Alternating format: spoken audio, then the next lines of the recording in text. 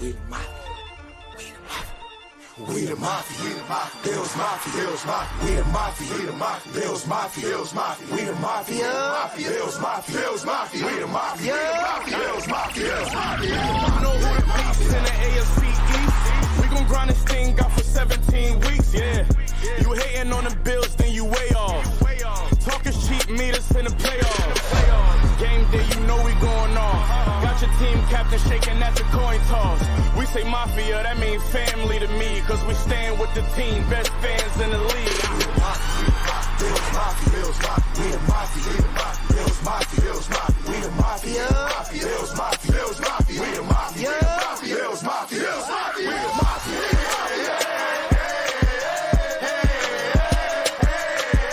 Let's go Buffalo, let's go Buffalo, let's go Buffalo, let's go Buffalo.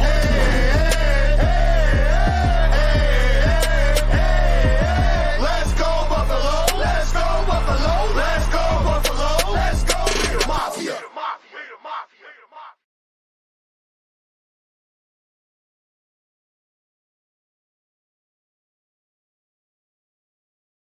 Tell them Hall's ass.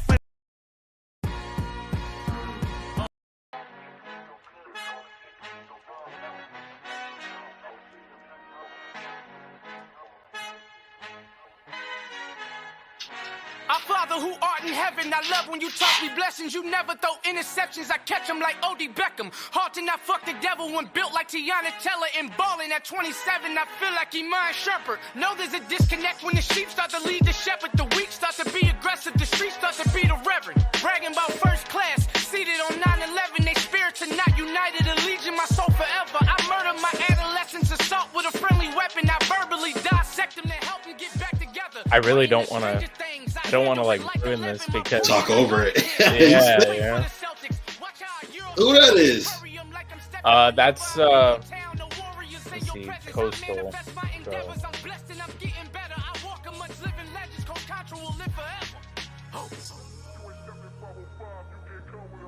All right. Well, what's up, everybody? Welcome to another episode of BILLT Different here on Friday night underneath the Friday night lights with my guy Jake Jordan. I'm Justice General Bradford, and we here to talk some Bills Bengals, and more so really talk like Super Bowl stuff. Jake got the whole rundown down, but thank you guys for tuning in with us here on this Friday night. Did you figure out who it was by? No, it's by Coast. I keep forgetting. You'll have to forgive me here. I actually Coastal Contra 505. Go check that out. Love that was hard. Love that beat, especially that just the beginning of that song is so hard. But yeah, of course, we're your host. I'm Jake, aka the Northeastern Nostradamus. He is Justus, aka the GM, and we're your Friday night guys underneath the Friday night lights. And this is you know it's gonna be a good show anytime Jake comes with the superstar glasses. I really felt like they were missed this year, Like I thought like the whole season, I'm just gonna wear my normal glasses. I'm not standing up or doing anything, producing the show now. I feel like I have to be in front. Yo, you know what I just realized, bro? Kyle Brandt stole your whole swag, bro. Oh yeah? Remember when you used to stand up and like just talk at the computer when it was me, you, and Izzy and stuff? Kyle Brandt stole your whole swag, bro. Hey man, it's better to be the innovator, not the imitator. So that's the best way to look at that. But Justice, I've got a question for you, and nothing crazy. How you doing? I'm good, man. I'm good. I'm bummed because the Bills didn't try, but I'm glad that those.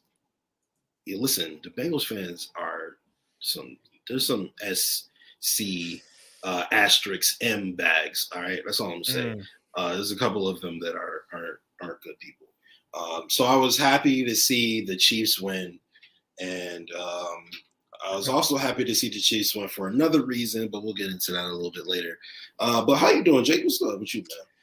I'm really glad. So this whole show setup is kind of from last week. Of course, I had to, tweak it a little bit. But if we had done this show last week, I probably would have been a lot more angry, a lot more emotional. Now it's just kind of set in that, for the first time I think in my life, I'm not excited to watch a Super Bowl. I'm really not. Like, I'm just kind of like, how many years can I sit here and just keep watching us get so close, but never make the thing? And it's kind of just taken a little bit of that shine off of, playoff football. And kind of like throughout our whole lives, the Bills weren't playing in it. So we were kind of just watching to see what was going to happen. Teams. Yeah. But now our team is in there fighting for it. And when you're not the team at the end, man, of course, one team only leaves happy. And yeah, not exactly the best feelings going around. But, just now that we've had a couple weeks to kind of sit on it and really kind of digest what the Bills season was as a whole, what are your, and this is going to be the first question, just what are your main takeaways from the season? What out of all of it really stood out to you? See, it's tough because this is the part where I get optimistic and I say, we got a superstar quarterback and we have an offense that is dominant and we have a defense that doesn't allow very many points and this and that and that and this. But it doesn't work. I mean, it doesn't work. We see it. I mean, it works. Season. It works. Don't get me wrong. It works. It doesn't work when it matters the most. And knowing that, it's like, oh, okay, cool. We'll win 11 to 13 games, and then we'll just, get in the playoffs, and we'll see the Chiefs or the Bengals, and then we'll lose, and then that's it. You know what I mean? But I don't believe that. Okay, I'm just hoping because of all the people who can make adjustments, whether it's Sean McDermott, Leslie Frazier, Ken Dorsey, none of them make adjustments on the fly, right? And they barely make adjustments throughout the season, right? Only adjustment Ken Dorsey made this season was going from a dominant offense before the bye week to a mediocre offense after the bye week. That was the only adjustment he made all season. And so I do think Brandon Beane is capable of adjustments, however. And I thought this was Brandon Beane's Batman year. He had a contingency plan for everything. Just to throw it in there. Bad coaching. Just to throw it in there for you, with just the whole Brandon Beane part of that, I feel like Nyheim Hines was the adjustment that he made at the trade deadline. Hey, I'm giving you a new weapon to utilize in not only the run game, but in the passing game, but the coaching staff didn't utilize it. So I feel like, and this is a question, and maybe I'll switch that to being what I'll really ask next. A lot of people want to blame Brandon Beane for some things. No. I mean, I feel like there's things. Look, nobody's above criticism. You can't sit here and say Brandon Beane is perfect. He's not. He has had some absolute misses with draft picks. All right, like it's not any question that we could have DK Metcalf on the team right now, but we drafted Cody Ford. All right, that's there's no question around that. But when I ask you that question straight up, is Brandon Beane still a part of the blame of what is going on with this team right now? What is your answer to that? Is Brandon Beane a part of the blame? Now, there's a couple ways to look at that.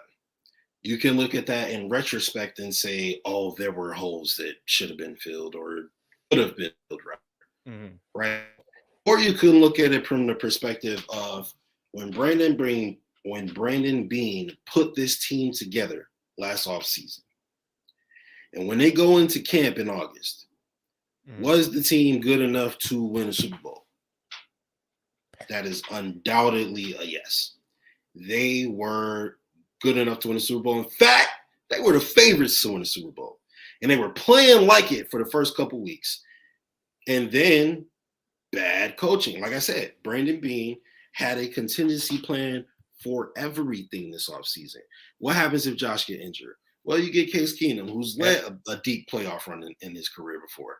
And has a connection with Diggs. It has a connection with Diggs. There aren't too many quarterbacks you can go who's going to give you starter-worthy play should you need him, right? As far as a backup is concerned, at least. There's Tyler Huntley, Jimmy Garoppolo, and honestly, that's about it, right? So you're looking at Case Keenum. He's one of the better backups in the league, right? So contingency plan there. You got, Devin Singletary, Zach Moss, and what's the name? James Cook. Tywan James. Tywan Jones. And James Cook as well. Thank you. You have a backfield full of weapons. All of them do their own thing. And not only that, but you then replace Zach Moss with Naeem Hines, who came in and made an immediate impact. So you had the contingency plan there. Wide receivers. Your Stephon Diggs is an absolute bona fide superstar. Gabriel Davis was supposed to be turning into an elite number 2, and he was playing like it the first couple weeks. Isaiah McKenzie, this is your year to shine, bro. Like, you almost didn't make the cut a couple times a couple years ago. This is your time to really show why you're still on this team, and he did it, in my opinion. And then you go and draft Khalil Shakir to boot, right? I hear people blaming Brandon Beane for Isaiah Hodgins being gone out the door. I'm like, bro, he kept him on the roster for like 3 years, dog. Like, what did you want him to do? If the coaches aren't utilizing him, what can Brandon Beane physically do to keep this man on the team when other roster moves need to be made? I'm not putting that on Brandon Beane. So you have contingency plans at the wide receiver position. Defensive line is now bulked up and bolstered up. You got contingency plan there. You got, linebackers playing out of their minds, playing the best season of both of their careers. You got Tre'Davious White, your number 1 corner, is injured. Okay, don't worry about it. I got you Kyer Elam. I got you Dane Jackson in the 7th round. I got you Christian Benford in the 5th round. Like, I give you options to use. Now, it's not Brandon Beane's fault that Micah Hyde immediately goes down. Yeah. It's not Brandon Beane's fault that Jordan Poyer goes down. It's not Brandon Beane's fault that Von Miller goes down. He put a team together that could win a Super Bowl. The coaching, the only thing he can't have a contingency plan for is bad coaching. Yeah. And, I saw a bit of like a little pattern in there with what you were saying. Everything came down to coaching, right? And we know there's a lot of big talk going around of the Bills fans that this guy needs to be fired. This guy needs to be fired. That like everything was flying every which way right after that game. When I even dropped a tweet that was just like, at what point do we question Leslie Frazier's play calling after 4 years of playoff letdowns? Like, just look at the stats of what Leslie Frazier and Sean McDermott. I'm not going to just put it all on Leslie. They both run the same scheme and work together on it. And that defense has given up ridiculous statistics in the playoffs. Yeah. In our losses. And it's just like, whenever everything comes down to it, Brandon Beane has put all the pieces there. Like, halfway through the season, you're like, we're not really getting a lot from our running production. Here, let me go get a guy that not only can you line out wide, which is why you drafted James Cook. You kind of got Naeem Hines because you're like, all right, well, this is a guy we can line out wide. And also in the backfield, the dude's an absolute speedster. You get him, and he's a gadget dude. So Isaiah McKenzie, I mean, you said you think he kind of I don't. I think that Isaiah McKenzie didn't have his best year when they asked him. Oh, I didn't say he had his best. Oh, no. Okay. All right. I said this was his opportunity to have a good season, and he didn't. Yeah. No, so he didn't. I thought you said he did. I didn't hear didn't. Yeah. No, Cole Beasley leaving and them betting on Isaiah McKenzie to step up in that role absolutely failed. And I got a question for you real quick. Yeah, go ahead. Cole Beasley. If John Brown and Cole Beasley are on this roster preseason, does this season look different? I don't know, because I can't I like hindsight. Yeah, I would love of Cole to be on this team to start out the season for them to really get the Their middle of the rhythm. field and the slot really locked down, because it was kind of just like a what do I do at this position? And I feel like when you got a guy like Cole there, you can kind of scheme that up. But I mean, it was already working at the beginning of the season. I mean, Dorsey was absolutely calling the games of his lives of his life at the beginning of the season.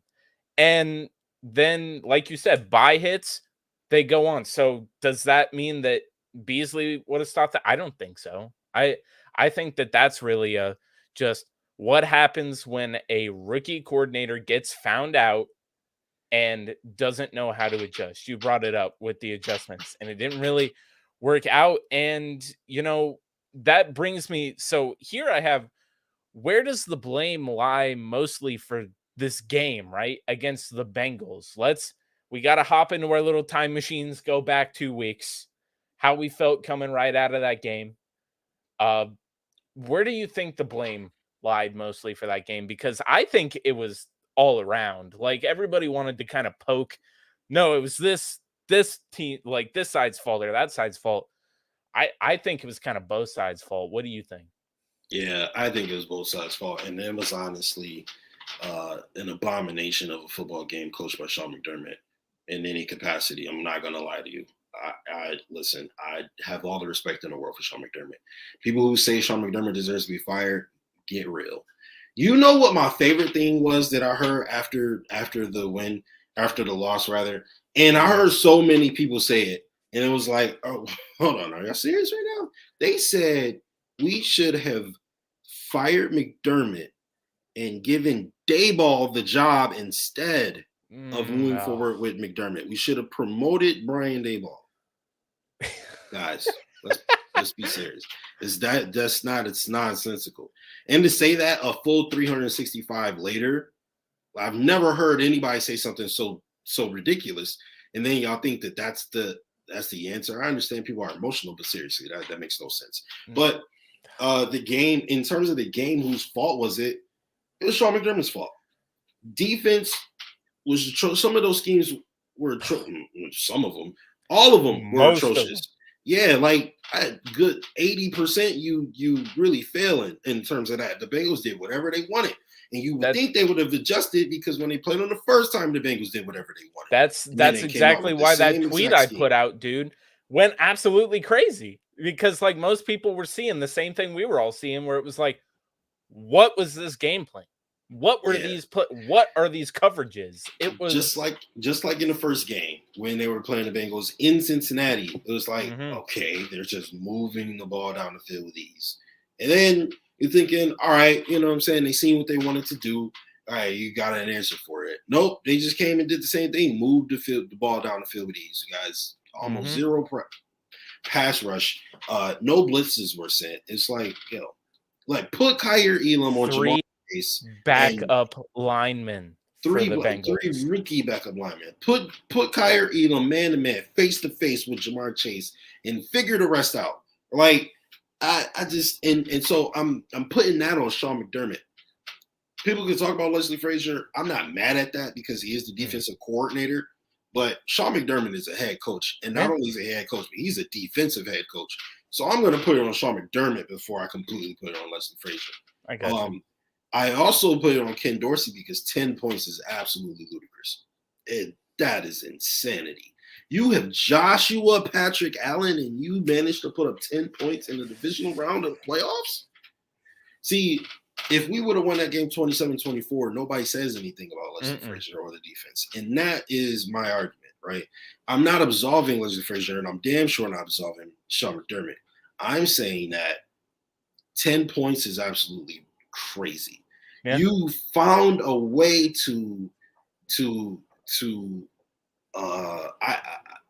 not isolate, but you found a way to make your star wide receiver feel as though he is not a part of the team. You found a way to make him unhappy. You found a way to make best friends fight on the sideline in the middle of the football game, right? Ken Dorsey did. Spin was talking about it earlier. You know, he says, I don't know if that was Isaiah's fault that he had a bad season. because they barely use the slots. To your point, yes, they barely use the slots, and that's a fair point. But Isaiah McKenzie has some pretty bad games this year. Yeah. And he cost us a few, so I'm still putting that on him. But there was no creativity in the offense at all, none whatsoever. It was almost like he was out there playing Madden. He's like, let's try this. And, 13 out of 17 games, 16 games, Josh was able to do it and make something happen and make it happen on his own because Josh Allen is that good. But if he had, oh my God, and I keep saying this, and I'm going to keep saying it. Say it. When I saw the Kansas City Chiefs without Patrick Mahomes backed up to their own 2-yard line, I was so happy. I was like, they about to get a safety because Chase Daniel or Chad Henne or whoever the hell that quarterback was, this is about to be a bloodbath. The Jaguars about to get after him. 98 yards. They went and scored a touchdown. And you know what? The play calling was absolutely magnificent. And I'm just sitting there like, I am so jealous. And I'm so jealous. And I just want to say that is the benefit of having an offensive head coach. Yes.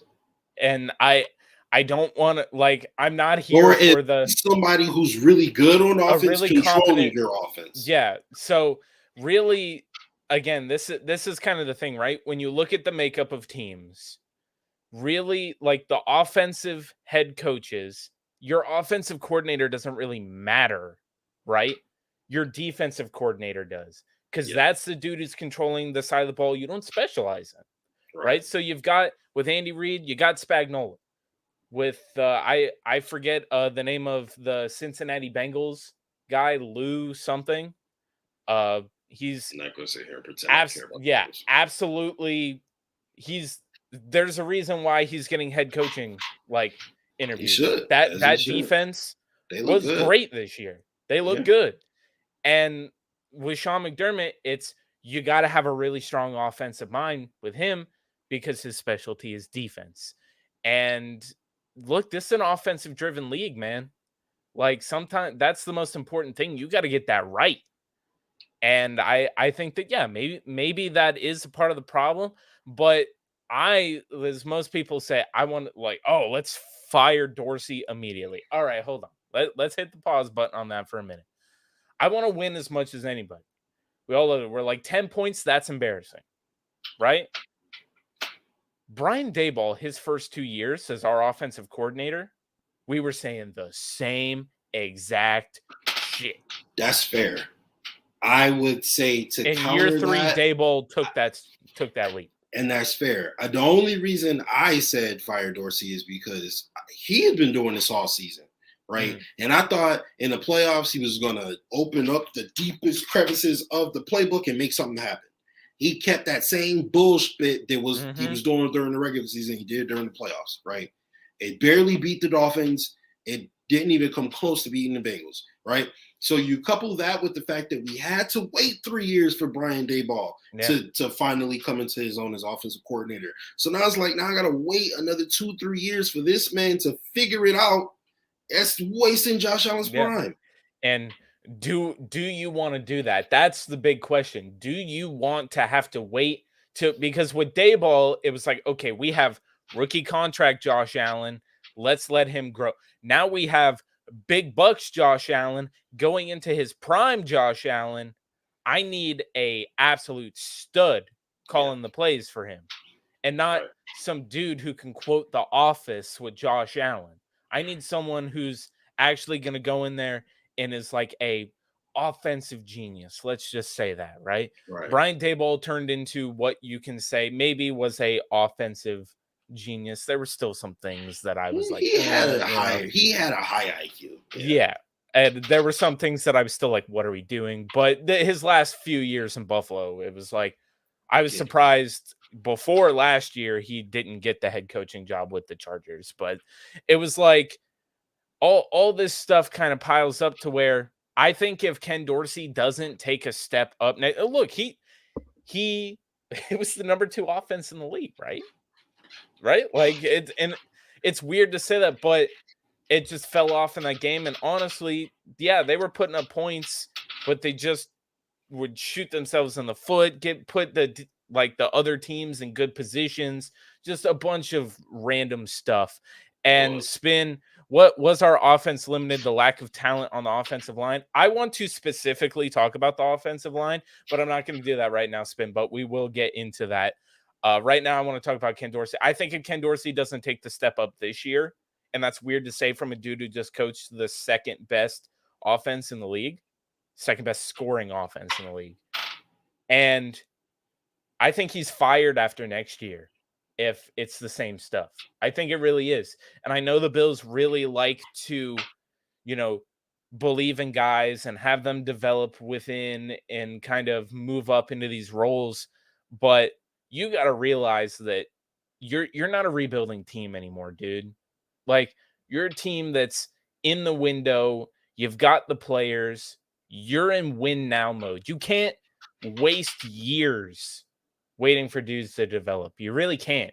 So that's why whenever I see these guys, like I see a dude, the dude from the Jets, LaFleur, gets cut. Look what he was dealing with this year with Zach Wilson and stuff.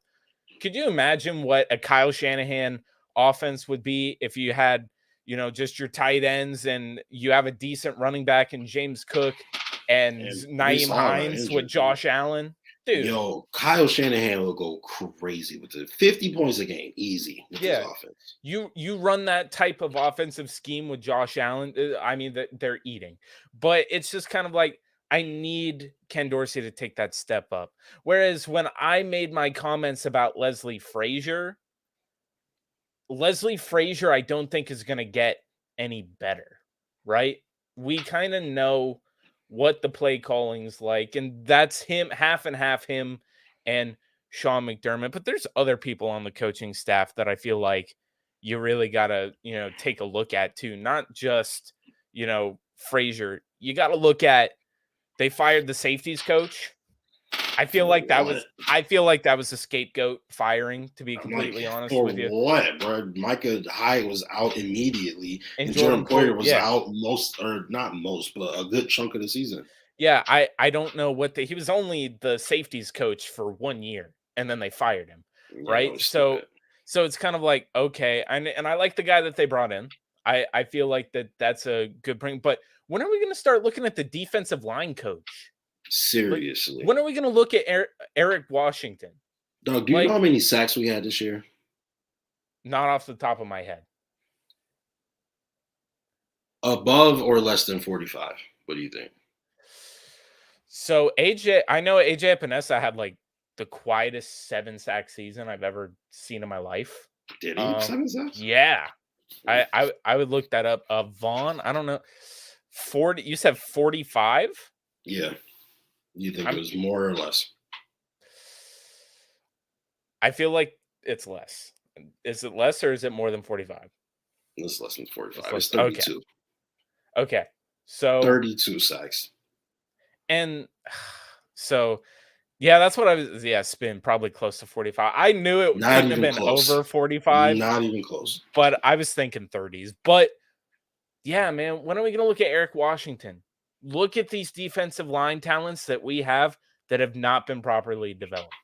I mean, at what point is Brandon Beane going to keep drafting these defensive line? That is one thing Brandon Beane needs to get better. Like, that we're in a league where the game is won in the trenches, yet you keep putting these below average lines out there on both sides of the ball out there every year. That is one thing he needs to dramatically improve on. Yeah, and you kind of know that, all right, yeah, I can invest another first-round draft pick into a defensive lineman. What is this coaching staff going to do if that dude doesn't come out and play like a stud right away? That's just kind of, I don't know. Eric Washington would have been the guy that I thought maybe they moved on from, but because he's one of the good old boys that's been connected with Sean McDermott for such a long time, he's going to get a lot more leeway than some others do, right? So, okay, let's not focus on Eric Washington. Let's say in the first round, maybe it's about time you start putting some really good draft capital into your offensive line. Quit trying to do the free agency thing every year where you go out, you get a couple of veteran linemen, you say, hey, they're going to compete. And no, draft dudes. Don't draft Luke Tenuta. Don't draft these dudes in the late rounds. Get these dudes, your Creed Humphreys, these dudes that get drafted by these teams in the first rounds, and they go out and they're immediate playmakers. They immediately go out there, and I wouldn't even believe it because I don't think it would happen. If they drafted an offensive lineman, if he was starting, I feel like it's either that or hell freezing over. Like it's not McDermott won't start him. I just don't think, and maybe we can talk about the rookies and kind of their impact too this year and how it almost feels like this team really just doesn't like to start rookies. They really want to make them earn their shot. I just think that Brandon Beane needs to invest in, like, I don't need a wide receiver in the first round this year, Justice. I don't need one. I could take one in the second round. You know, you're still going to have really good talent there too.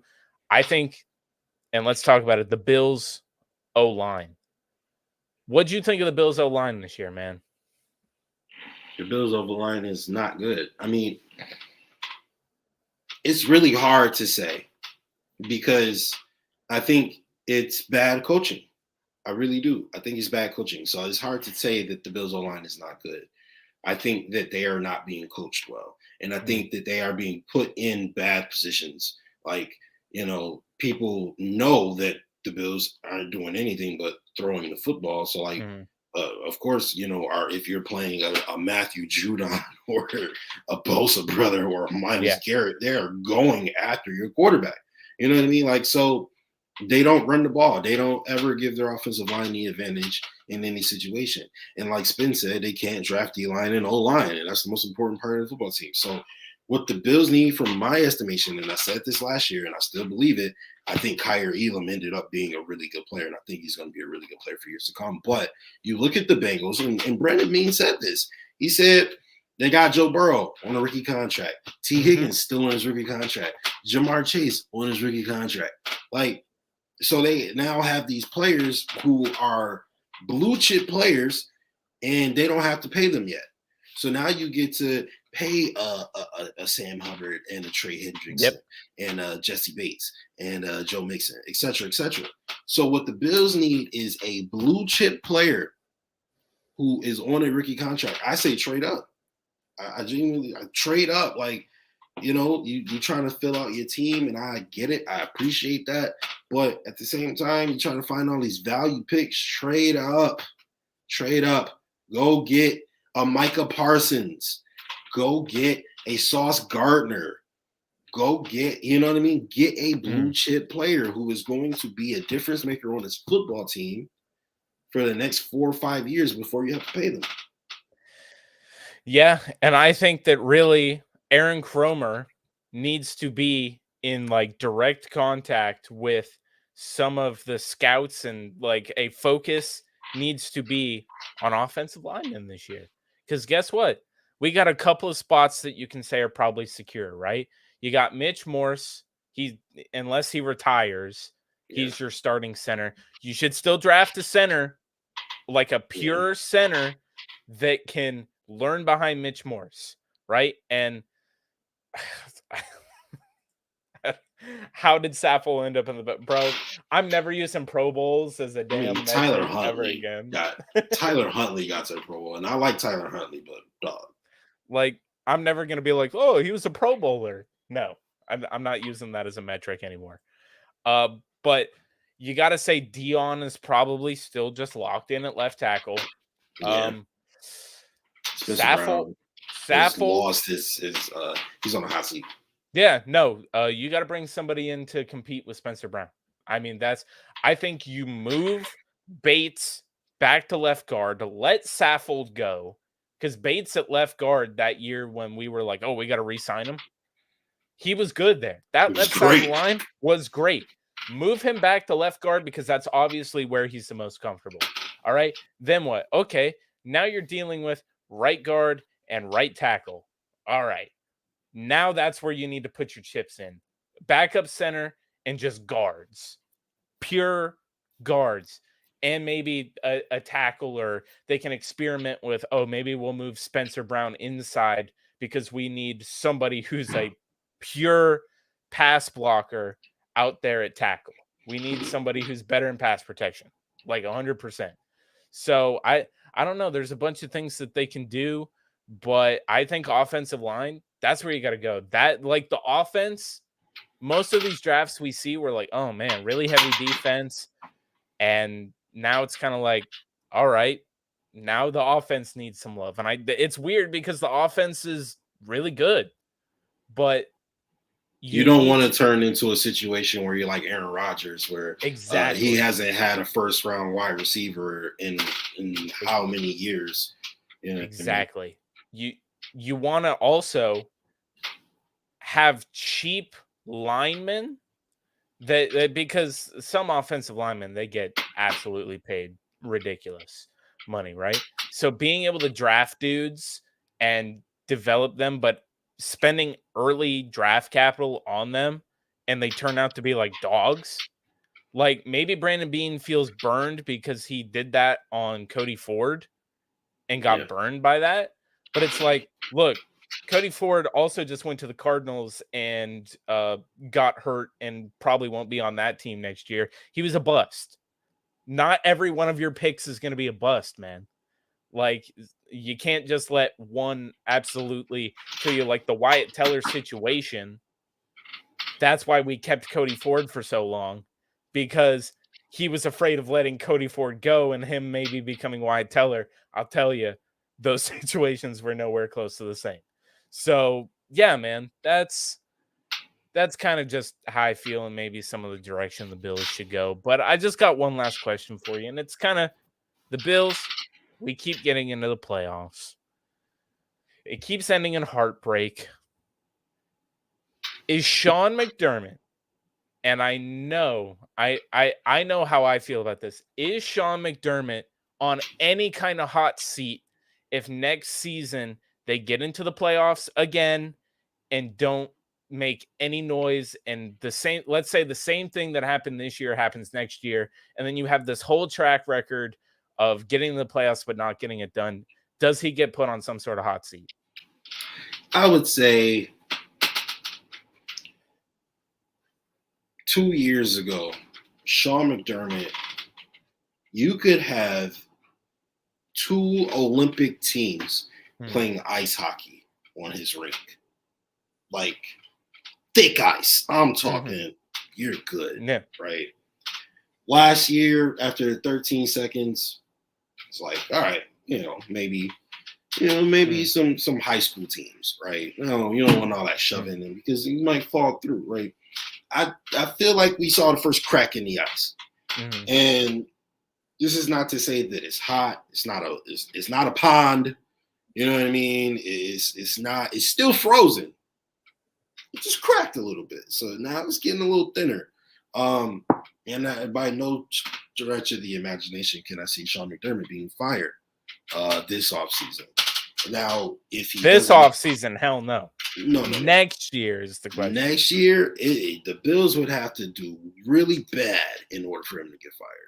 Because I feel like if they did what they did this year, next year, they wouldn't fire him. It's like, so think this situation, right? The Bengals and Marvin Lewis. How many times did they get in the playoffs just to not have success? Yeah, but Marvin Lewis didn't even win a playoff game. Exactly, but they still got there. So Sean McDermott has won playoff games, but after, let's say, we've had 4 trips to the playoffs, none of which have resulted in even a Super Bowl appearance. Zach Taylor has 2 playoff appearances and was in the AFC Championship this year, and last year was in the Super Bowl. Like, teams, they look around at other teams. I'm not defending Sean McDermott here. No, I know. I think Marty Schottenheimer would probably be a better example. Remember when he was with the Chargers? Yeah. They went to the playoffs every year. It was like 13-3 every year, and then they fired him anyway. And then they lost Drew Brees because of that, or some situation. Anyway, and I wouldn't want to end up like that. There is no way in hell they should have fired Marty Schottenheimer. Like, that made no sense. And then they ended up ruining their franchise over it. And I still today think they might be cursed because of it. They lost to the Jaguars down 21-27, something crazy like that, right? Down by 21, 27 points. So, like, I don't want to fire him for being great. You know what I mean? Because only one team wins the Super Bowl every year out of 32. And it's not easy to be one of the last 4 teams standing. Or no, we were one of the last 6 teams. 6, yeah. 8, whatever. It's not easy being one of the last 8 teams standing. Shoot. Yeah. Like, you know what I mean? That's not easy either. So I don't think he's in any danger. I think that if he, like, let's say we go 10-7 next year, and like we lose in a wild card round, then we might have some issues. We might have some questions or something like that. You know what I mean? But yeah, I think it'd be fine. I think the fire Sean McDermott crowd has been around almost since like the first year that we hired him. Like they've been around. They just kind of get louder and louder every single off season. And I just don't know. I just don't know the Pagulas well enough to know exactly what they think or how they view the rest of the league. How do they look around the league and see, man, look at all these other guys? I don't know how they feel about that. I think that Sean McDermott is still a hell of a leader among men. I just think right now this team, they have some problems. But I still don't think that it's mainly Sean McDermott's fault. I don't. Do I wish that the defense was a little bit more aggressive? Do I wish that they would allow these corners that, yeah, they're not the most athletic guys, but trust them in situations to play some press man sometimes? On tell your corners to get their head around, bro. Like that. They are terrible at the point of attack. Like, I watched the 49ers against the Eagles. You watched that game, I'm sure, right? Their corners are not anybody to write home about, right? They're not like some of the best corners in the league, not the most athletic guys.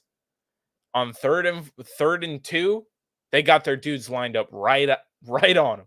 They're like, hey, we're going to hit you right at the line and try to give our defensive line a little bit more time to try to get back to you. The Bills, 3rd and 4 situation against the Bengals, they're what, like 5-6 yards off? I'm like, what are we doing here? That it makes no sense. And then the next week you see in almost the same exact situation, 3rd and 4, the Chiefs, they're lined up, pressed up against these guys right at the line. Like that just shows me, in Spagnuolo, one of the most aggressive defensive coordinators in the league. It's just kind of like sometimes I feel like these guys don't trust their players enough, and that's why they play conservatively. And I feel like at some point, remember there was the conservative McDermott on offense where he said, no, you know what? We're not going to go for it here. We're going to punt it. And you're like, oh, come on, dude. Go for it. Yeah. Something needs to switch on defense. Something needs to switch where it's like, hey, we need to put a little bit more trust in our dudes, especially Kaiir Elam. When I saw him get pulled out of the game and they go to Dane Jackson for a majority of the rest of the Bengals game, I was pissed.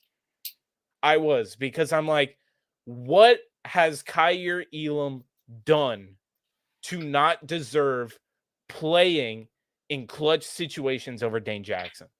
Yeah. What has he not done? He's the one who breaks up the pass at the end of the Miami game to seal it.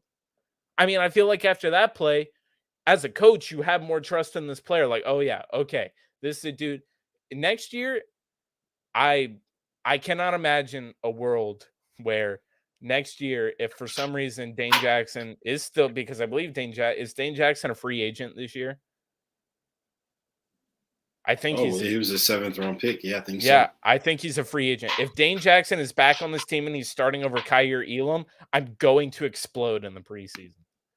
I will, because like you don't draft a 1st round corner and then him show flashes, and then you still just go over, well, I trust this guy a little bit more. You kidding me? Again, this is some of the anger. If you caught me last week, I'd have a lot more of it. But those are the big questions. Justus, we got some around the NFL to talk about, right? Usually we'll start the show with that, but I felt like we really needed to talk about the Bills first. Around the NFL, Tom Brady, at least for right now, is officially retired. Officially retired. Look, just tell me when you saw that. I mean, when I first saw it, I'm like, yeah, okay, whatever, pal. Yeah. But still, Tom Brady officially retired. He's not going to be in the game anymore. Feels like it's going to be a little weird watching football without Tom Brady. How do you feel about that? Yeah, we'll see. I'll see it I'll believe it when I see it. If September rolls around next year and Tom Brady is not on an NFL roster, then I'll say okay. But for now, it was almost like he didn't play this year. The Bucs sucked, and nobody really cared about them. And to me, honestly, I think he just wants a lion's share of the media press this week. He announced it on the same day he did last year. Yeah. Right in the week before the Super Bowl, or the week during the Super Bowl break. Yep, he's like, all right, if I'm not in the Super Bowl, I'm still going to make headlines, during the Super Bowl. And I think he likes those little montages where they'd be like, oh, he's the GOAT and all this stuff. So I'm not taking too much. I mean, into it. He honestly, and if he is, then listen, bro, the GOAT, undeniably. Yeah. I hate you and I love you at the same time. I respect you. I respect the hell out of you. I hate the fact that he became likable in his later years. But Tom Brady's the GOAT. Like, there's really no other way to sugarcoat it, describe it, whatever. He's the greatest of all time, and he embodies everything that comes with that. So, hell of a career. And I hope that you play for the Bills in the next lifetime for those years. Yeah, when I saw Tom Brady retired, the first thing I did was I told my girlfriend, I was like, the boogeyman is finally gone. It just kind of feels like that's how I felt last year too. And then he came back and I was like, what? No, this is not how retirement is supposed to work. Right. But he comes back. I respect the dude.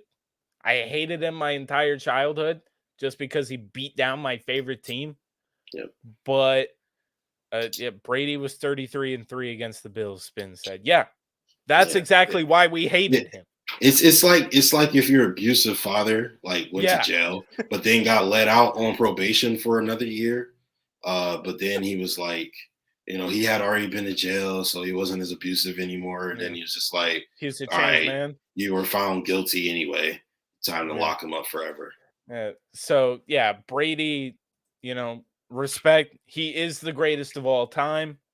I feel like there's no question. I feel like he really proved that. And we all kind of thought he needed to when he left New England, went to a different team, and won a Super Bowl. When he got 6, I was like, yo, my boy got Michael Jordan numbers. Then he got 7. I was like, dog, this is not even. With a different team, he leaves, and then that first year they win that Super Bowl. It's just like, damn. Like, everybody was like, oh, Belichick's nothing without Brady, but nobody ever knew it until it finally happened. And Brady left, and he went and won a Super Bowl somewhere else, and Belichick has been, relegated to the mediocre. So it's just kind of like, he's the GOAT. And I don't think we'll ever see anything like it in our lifetime ever again. Like Pat Mahomes, hell of a player. Josh Allen, hell of a player. Joe Burrow, kind of in maybe just right under that tier of player because he's not athletic and crazy like that doing the stuff that they do. I don't think any of them will ever touch Tom Brady. It just won't. And accolades, at least. I don't think anybody's ever going to touch Tom Brady. So that's the GOAT is retired. But talking about his former team, the Patriots, they brought back Bill O'Brien as their offensive coordinator. Look, that's better than what they had. Like Matt Patricia? What? What? Defensive coordinator being your offensive coordinator didn't work out? What? He's a defensive coordinator. That means he knows how offenses work, right? Like he needs to know how to get playing against it. But yeah, no, they bring in Bill O'Brien. Color me shocked. Yeah, I knew exactly whenever all the rumors were that they were going to bring back Bill O'Brien, and kind of like he was the offensive coordinator at Bama when Mac Jones was there, and it might not even be Mac Jones like as the starter next year. It could be Jimmy G, to be completely honest with you. Yeah, or someone, but Bill O'Brien, he just knows how to run. You know, he's coached successful Patriots offenses in the past. Oh shoot, Jake, so, it might be Jimmy G. Oh yeah, wow. That's what I think. It's probably going to be Jimmy G's, at least what I think. Yeah, so yeah, the Patriots. Oh my God, Bill Belichick is about to make Jimmy G a star quarterback, ain't he? Probably. I mean, I'm just glad they don't got Josh McDaniels. Just dive at Jimmy G's feet, because that seems to be the weakest part of his whole body, dude. Right. Every year, it's like a foot injury. He's Achilles for sure. Yeah, it's like foot or ankle, something there. Every year, Jimmy G goes out. Dolphins news officially. I believe this is official now. Orlando Sentinel Sports, they reported it, and they don't report anything unless they have like actual. If the Dolphins have hired Vic Fangio as their defensive coordinator. Yeah, and dude, if you watch Around the NFL podcast, you'll understand that reference. What do you think of that? Because Fangio, dude, wait, defense wasn't bad. Like their defense was good before. I mean, it really doesn't move the needle to me. Their defense scared the hell out of me previous to this, so I understand that he's good, and I like. I mean, he's Fangio, yeah, absolutely. But you know, it is what it is. They got him now. Hopefully, you know, he isn't as good as he is before, and hopefully their players aren't. I don't know, man. Miami doesn't necessarily scare me because I already know their defense is super good. Their offense is just like, you know, they got Tua, so I'm not worried. Yeah, at least for right now, they still have Tua. I said that it was the worst day to be a Dolphins fan when Tom Brady retired, because that was the dude who was supposed to come in and replace Tua.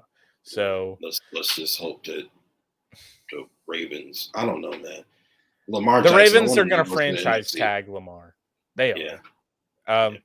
And he's not going to like that. Obviously, the franchise tag creates enemies. It's just I don't know. We'll see. Hopefully, they just franchise tag him for a year so that they can work on a new deal.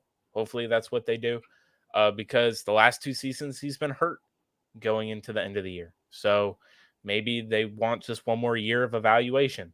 So we'll see if that's what they're going to do, even though I don't think you really need to evaluate Lamar a little bit more. I think you kind of know what Lamar is, but I still think there is room for improvement with Lamar. So maybe he takes that jump.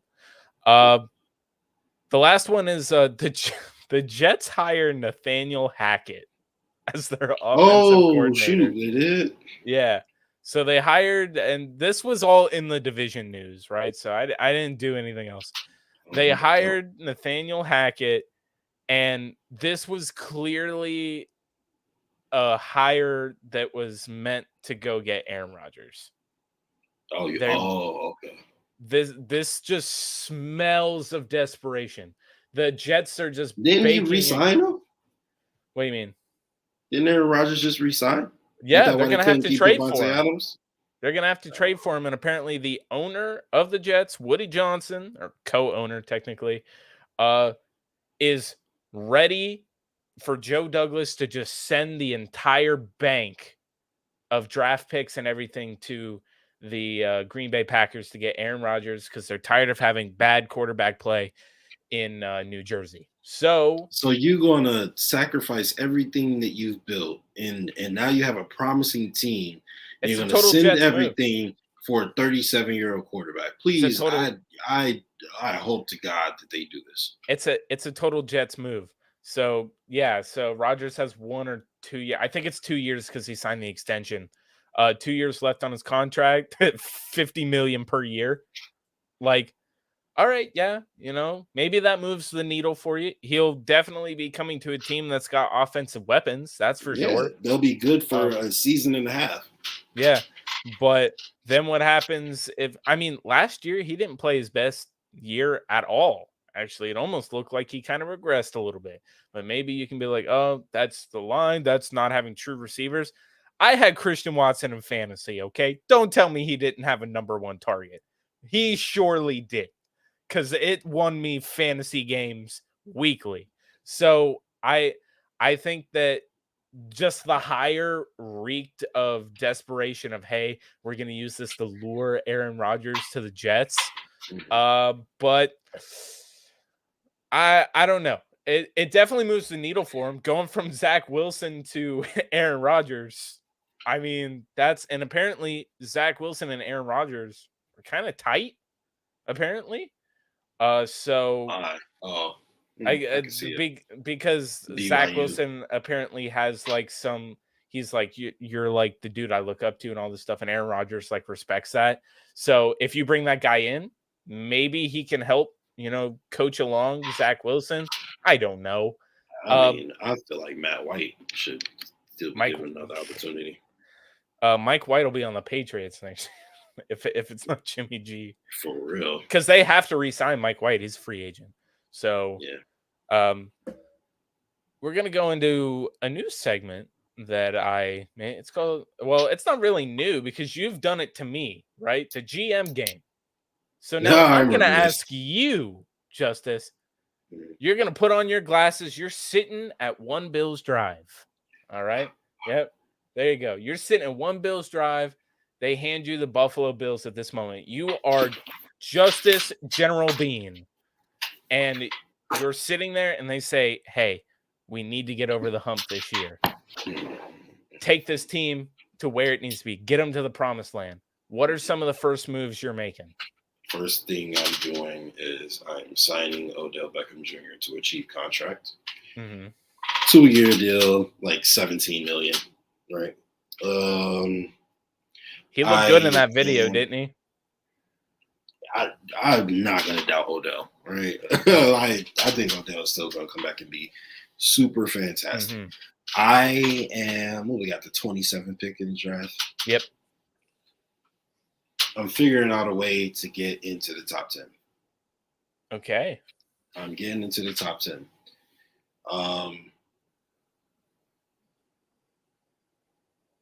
And I might even trade up again, depending on how the draft board falls. I am getting good players. I'm not playing no games. Okay, you're getting good players. What would you say your position group is that you're targeting there? And if you're in the top 10, what, receiver? I am you're in the top 10. And it really depends on the value. It depends on how the board falls, who's available, and what we need. Yeah, you could have a Jamar Chase type player falling to you if you're in the top 10. If a Jamar Chase falls to me, then I'm getting Jamar Chase. Get that kid out of USC, Addison. Yeah. So I'm also bolstering the offensive line and defensive line. Y'all all getting competition coming in. Good. All right. Y'all, it's gonna be a well-oiled machine. Work together, and that's going to be the biggest thing. So I'm going to rebolster the offensive line, defensive line. I'm going to get one more blue chip player, and I'm going to give Josh Allen 2 more weapons. 1 elite, 1 really good. And I'll kind of let the defense fall by the wayside a little bit. And I'll tell you why. Because the scheme that they currently play with, you might as well use Brandon Beane's ability to, find value in low draft pick players, because that way you can keep a Dane Jackson, a Christian Benford, Kyrie was a first round pick, but you can keep those guys out there playing your cornerbacks. You can keep deep safeties. I'm putting Christian Benford at the safety position. There you go. You keep your deep safeties. You don't let anybody get over the top. You play the exact same defense. You just don't have these players who cost a bunch of money, right? And all you got to do is stop them from scoring touchdowns, just like they do now. Play the same defense they do now. Yep. Try to stop from scoring touchdowns and force them to make mistakes. And then I'm investing into the offense so our offense can score. And then I'm getting, like I said, I was bolstering the defensive line. I'm getting a dominant edge rusher aside from Von. Okay, so yeah. All right, a dominant edge rusher. So you're drafting a dominant edge rusher, or you're going in free agency? If I could get one in that top 10. Okay. All right. Actually, we'll get to this when we do what's more likely, which is right after this. I like what you're saying. The scheme really benefits not having heavy investments in the defense, because you're able to kind of make up for some of the things. You can hide the deficiencies. Yeah, exactly. And they've done it before. Let's see. Yep. You're gonna have to give up a lot. You're gonna have to revamp. Yeah. So it's. Yep. I don't want another 4th round tackle. I'm sorry, I don't. Let's go into. I'm going to play a little bit of some NFL battle music, because kind of right into the GM game. Let's take this into what's more likely, Justice. So keep in mind, these what's more likelies were made in maybe a heat of rage last week. You'd be making these hard though. Sometimes, but I don't think these are going to be very hard. Maybe they will be hard. I don't know. Oh, I seem to be missing one in here, but I'll upload it while we're talking about one. We'll just go with the joke one first. What's more likely? Leslie trade all freeze is over. I mean, it was minus 25 degrees today, so hell might have froze over today. I'm gonna go with hell. All right. Yeah, no, I thought I'd throw that in there because I personally think that all right, that's the one I was missing. Edmonds is staying. Poyer's gone. Mm-hmm. If Phillip, Lawson, and Jackson want to stay on cheap deals, they can stay. But I feel like of those 3, I'm keeping Shaq Lawson. Okay, yeah. Honestly, I feel like keeping Shaq Lawson is the best bet either, because I got to say, behind Gregory Rousseau, Shaq Lawson was the 3rd best defensive end on this team. He was, and he kind of showed why we need to keep him in Buffalo. I agree. We do. And he didn't play to like a level where you have to worry about him going out and getting like a crazy contract. Right. You can keep him in Buffalo for cheap, and because he's a dude who's played in the system for so long, you don't have to worry about him.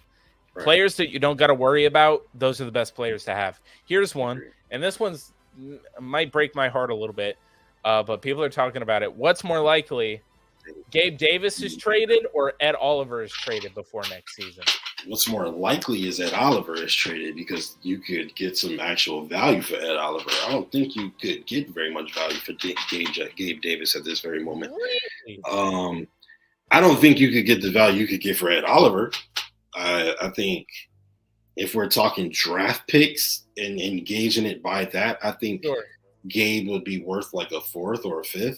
And I think Ed would be worth like a 2nd or a 3rd.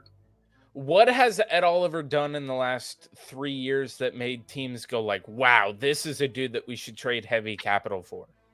Well, I think that the role he plays, it really depends on whose scheme he fits in. And I do feel like he's coming to his own. There's been plays where he is, absolutely bulldozed through people. He's beating double teams. He plays his role well. He's a good player. And I do think that coaches around the league recognize that with their scouts and whatnot. I also think that with the vast expectations that Gabe Davis got in the preseason, people were saying that the Bills didn't have a 1 and a 2. They had a 1A and a 1B. And then, throughout the rest of the season, that kind of, didn't hold up. People probably look at Gabe and think that he has a little bit less value, which I disagree with. I still think he's very good. Mm-hmm. But I think that if I'm looking at it from the standpoint of how the rest of the league feels, I think Ed Oliver has more trade value. Yeah, so I'm not sitting here trying to defend Gabe Davis or anything like that. I feel like that because Gabe Davis is a wide receiver who's had flashy, crazy moments that maybe teams can look at and be like, oh, maybe we can get him to do that consistently. Maybe you'd be able to do that. Ed Oliver, my problem with Ed Oliver, and this is where I kind of wanted to get into, I'm going to turn this music off really quick because this is an actual conversation I want to have, is with Ed Oliver, you have to have a one technique big defensive tackle next to him. You do. For him to be effective. He's not big. And when you look at that draft class, man, Quinnen Williams, you got Dexter Lawrence, Jeffrey Simmons, all these defensive tackles. Ed Oliver's at the bottom of that list, where it's just kind of like. I wouldn't say that, but I can see why you say that. I mean, he's not a dude that by himself is able to affect the game. He's really most effective when he has a guy next to him, right? And that's kind of the argument people have with Tremaine Edmonds too, but I feel like this year kind of dispelled that a little bit because Tremaine has still been really good in plays that really haven't involved Daquan Jones, right? But Daquan Jones, godsend, we called that in the beginning of the season when we were sitting there with Dave and Judge, the Bills guys. Yeah. So we all called that one. But yeah, Ed Oliver, I think he's traded, but only if the Bills, go out and get somebody on a defensive line. Let's stop with the little, the smaller finesse defensive tackle in the 3 technique. Maybe next to Daquan Jones, put a Chris Jones. Put a damn Ndamukong Suh next to him. That man is cheap every single offseason, sitting, waiting for someone to call him. And he always balls. Yeah. Look what he's doing with Philly right now, man. Yeah, exactly. When he was with Miami, he was good. Yeah. When he was with Detroit, he was good. When he was with Tampa, he was good. Yeah. He's always good. Yeah, it's just kind of like get a dude who affects the game, or maybe you draft that guy this year. Maybe if you trade Ed Oliver, that locks in. Oh, the Bills are going after if you go get a Melvin Ingram, the dude who destroys you every single year. Melvin Ingram, that's your dude on the outside across from Vaughn. It's just like, God. Even though I don't think. And he'd be a rotational piece? Oh, yeah. My God. Dude, it's just kind of like you could get what it's just crazy because the Bills. I like Ed Oliver. I really do. I want him to be so successful because we drafted him and every year we're rooting for him. I just feel like I'm looking at all these other teams that have a lot of success. They just got 2 dudes who are just absolutely blowing up the middle. And they're pretty much just causing dudes to go to the outside. And that's where you have your pass rushers that are able to close in and kill it. Right. I need that guy. Like when Jordan Phillips is lined up next to Daquan Jones, Jordan Phillips is a bigger dude who plays like a 3 technique. That's what you need. Ed Oliver's a smaller guy who's 3 technique. Maybe you just need a dude who's like Jordan Phillips, and when you put him next to Daquan, that's when you can get the most out of your defensive line. So I would like that. And yeah, the problem with Oliver is he hasn't had the breakout year. That's what I'm saying is where guys like Dexter Lawrence and Jeffrey Simmons, you've had years where you're like, damn, those dudes are like game wrecking. Ed Oliver hasn't had that yet. So that's just kind of where, maybe you get more draft capital for him, but I don't know. It might even be even between the 2. I'm not sure. We view them higher because they're our players, but kind of like Gabe Davis is up and down, and so is that Oliver, man. So it's kind of just that thing. So what do you think is more like? You think it's more likely that Ed Oliver would be traded? Yeah. Okay. For sure. All right. And let's and we got one more. This has to do with the draft. Bills draft wide receiver.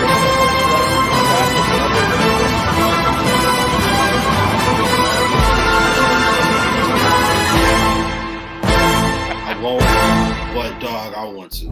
If Brandon Bean drafts another defensive end that does not work out, that would really suck. I don't even know. I can't even threaten them because it's like y'all saved us from poverty, but at the same time, it's like you can't make the same stupid decisions. Like unless Jadeveon Clowney, Miles Garrett type prospect was there, do not draft me. I do not need them to AJ Epinesa. I do not need them to bring them to Summers. Project is going to wait. He's going to take 2 years.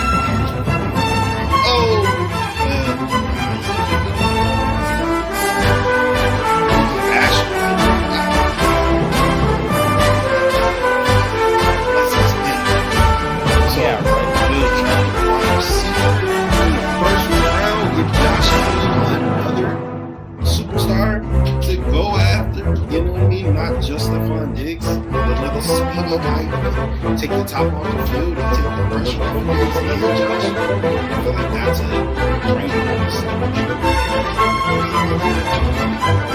great 6 here. I'm gonna put that down to like 3. I can't. I barely hear this again. Yeah.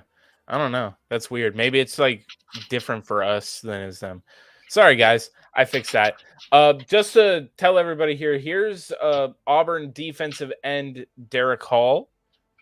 He's who Mel Kiper has the Bills mocked to draft at 27. No, at 27. No, if he's at the bottom of the first round, leave him alone. Yeah. I haven't watched anything on Derek Hall. Maybe we'll get into that a little bit in the offseason. And then here is Boston College wide receiver Zay Flowers, who I like a lot. I think if you get him, you could get him at the bottom of the first round, maybe even falls into the second. We'll have to see what his let's see. Little 10 hours later, music finally shuts off. That's so weird, dude. Here, I'll just stop the music just in case. So yeah, would you like my actual answer for what I think happens, Justus? Yeah. I think they drafted a defensive player again.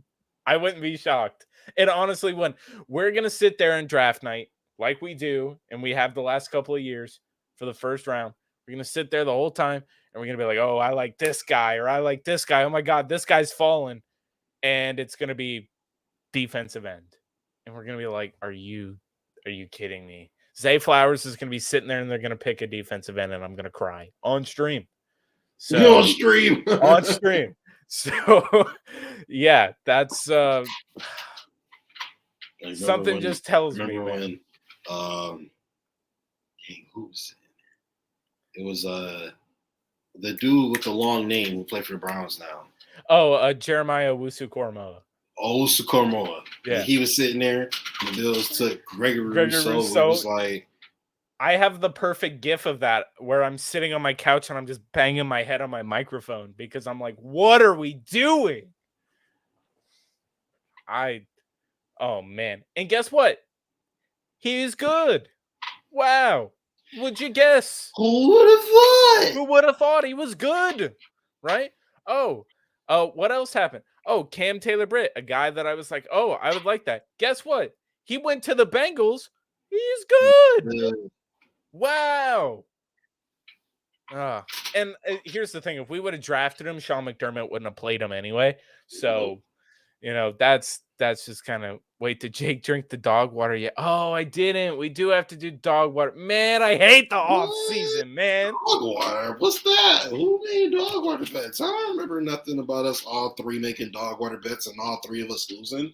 All right. I ain't never heard nothing about that. What y'all talking about? Spin. It was a dog water bet. I'll do dog food next year. Okay. It'll be dog food bets next year, all right? But you can eat some like bougie dog food if you really want to. Like, Yeah, some Scooby snacks. yeah, like some bougie dog food. But let's see. So are you saying Bean hasn't been doing a good enough job drafting? That's not what I'm saying. Oh man. I honestly, he's like 50-50 in my book, dude. I got him at 70-30. 70-30. Okay. I think like the jury's still out on some players. This year, I think, is what bumps it up to 70-30, this draft class that we just had. Because I feel like these dudes, where if Benford moves to safety, you get Elam as your primary starting cornerback 2, and then Shakir becomes your slot receiver. That would then be like, okay, you need at least one draft class to hit, you know? And I feel like maybe this year could be that draft class. It could. Yeah. I say, again, this goes back to, did he put a team that was good enough to win the Super Bowl on the field? And I think he did. And that's what I'm going by. I think if the coaching is better, if the development is better, Brandon Beane cannot coach and develop. So he's not out there on the field. He can only get the players there, which exactly. It still pisses me off that we traded for Nyheim Hines, basically traded nothing for him, but then we never used him. Like that's the part that kills me. And then, of course, let's just finish it off. Super Bowl preview. I kind of brought it up. This is kind of weird that this is the first year where I'm just like, I'm rooting for the Eagles, by the way, not just because I'm like, oh, I don't need the Chiefs winning another Super Bowl. I've actually got like Eagle friends that are like really cool. So I'm like, all right, I'll root for your team.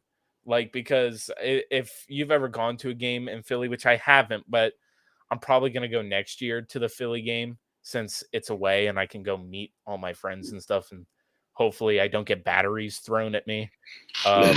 Or don't dress up as Santa Claus in Philly. They'll beat you up. Okay. That's just what happens. They've beat up Santa Claus. All right. It's also, if you've never seen that story, look up Philadelphia Eagles fans beating up Santa Claus. It's one of the funniest things ever. But yeah, no, this game, how do you think it goes, dude? I think, man, Jalen Hurts is going to win a Super Bowl before Josh Allen. Damn it. I'm not mad about that. Well, because it's an NFC team. Yeah. But it's still just kind of like they went from absolute water with Doug Peterson. Nick Sirianni is a problem. Okay. He got this team just firing on all cylinders. It's not even Jalen Hurts. If Jalen Hurts is in almost any other scheme, he's a mid 14 to they just got everything working, man. Everything works. And Nick Sirianni has really got this team moving. I'd be happy for them, and I'm rooting for them because after the Bengals and Eli Apple were being a-holes, I wanted the Chiefs to win, which I never thought was going to happen, that I would want the Chiefs to win anything. They won it, and Patrick Mahomes is still injured. So now that D-line is the best in NFL history. Is about to be getting after him, and he doesn't have Tyreek Hill to fall back on now. I mean, all they got to do is shut down Travis Kelce, run the football down the Chiefs' throat, and this game over. Bro, have you ever seen a team put up more bulletin board material than the Bengals did going into that? No, I did not. I have not. My God. Burrowhead. They thought they was hot-ish, yo. Burrowhead? Are you kidding me? The mayor was wilding. Dude, the mayor. Oh, my God. That was the funniest thing. If you guys, for some reason, if you weren't watching, if you didn't see like the promo that Travis Kelce dropped on the mayor of Cincinnati after that, where he was like, know your role and shut your mouth, you jabroni, on national television. Like that was the best thing ever, dude. And then Burrow had my ass. Like they were ready to go into that game. And the Bengals wanted to talk all that trash after the divisional. You haven't won anything yet, you loser. Eli Apple hopping on, now you on the sideline crying. Shut up, stupid. Enjoy whatever team you go to next year, pal. Your sixth team, right? Whoever wants you. Yeah, no, that's That's crazy. And then apparently Joe Mixon is threatening women again, but that charge got dropped today. So I wonder how much money got thrown at the lady. But you know, again, just crazy. I wonder how long that team stays together because apparently now even Schefter's putting out, hey, T. Higgins could be traded because he wants a monster contract.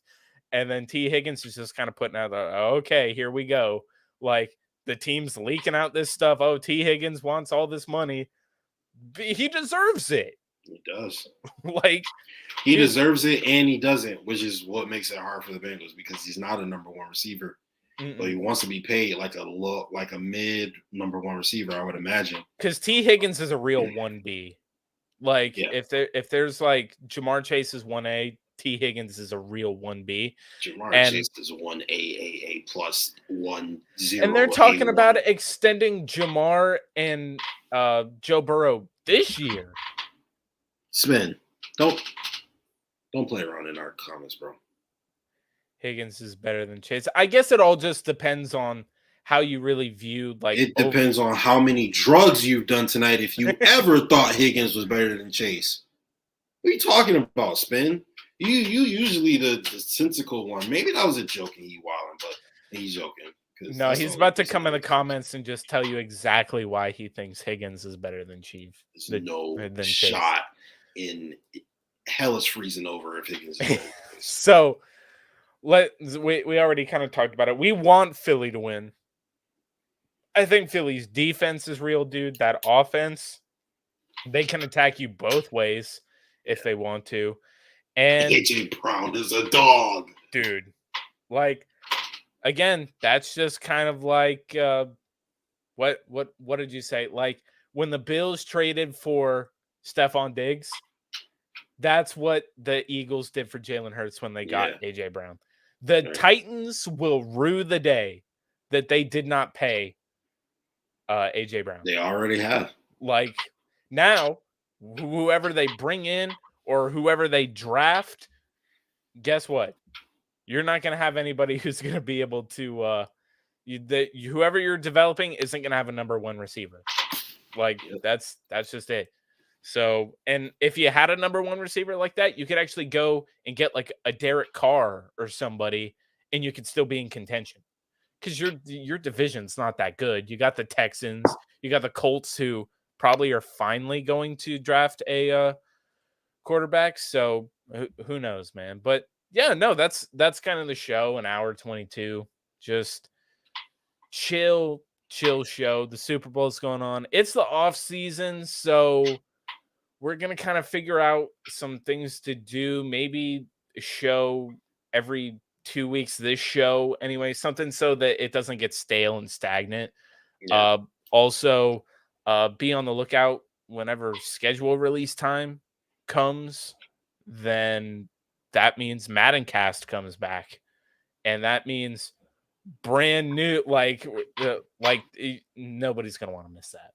It's going to be great. And it's going to be bigger and better now that we're in our second year and know what we're doing. I got some plans for it, man. I've been talking to some people. I think we're going to have some plans for it. So definitely going to be awesome. So Justus, we've got a thing here where, you say your final thoughts. What are your final thoughts? The first show that we've done together, kind of post heartbreaking Bills loss. Oh man, my final thoughts are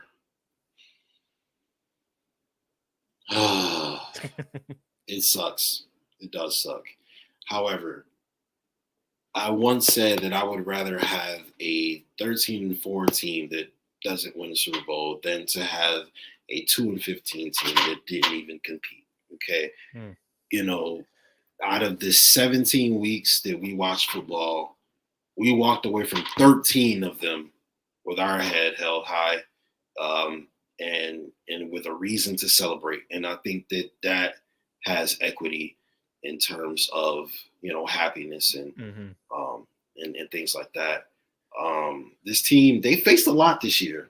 They did. And it would have made a Super Bowl much sweeter, but at the same time, you got to think about the emotional. They're humans, dude. Exactly. They're humans, man. There was a ton, just like we had to deal with it. they had to deal with it probably even to more of a degree because they are rich and iconic. So people want them to be involved in things, and it's a lot, and it was frustrating. Ken Dorsey was in his first year. It's a lot. So I'm optimistic. I have hope. We still have the best football player on the planet, and yeah. How about you, Jake? What's your final thoughts? It's going to be a long off season, but definitely spend it with Buffalo FAMbase because we're gonna have a bunch of cool stuff. Oh, we got so much stuff for y'all, yo. Creative stuff. Lots of creative stuff. We don't just talk about football around here. It's a lot more. We the innovators. We not the imitators over here. We get imitated. Dude, let's brand that. The innovators, not the imitators. There we go. I said something at the beginning of the show. Now we're going to use it from now on. Love it. All right. Yeah, no. So that's going to do it here from us. Of course, I'm going to do what Justus says. We appreciate every like, share, retweet, repost, anything else that I'm missing there, Justus? Comment, subscription. Okay. Super chat soon. Once that Magcast comes, man, super chats will be here. Oh, for sure. For sure. But yeah, nope. Thank you, everybody. Justus, close us out, my man. Yeah, man, absolutely. You guys know we appreciate you. We do this for you guys, and we appreciate all the love and support you guys give us. And this is the official network of the original Bills Mafia. We are out. Go Bills.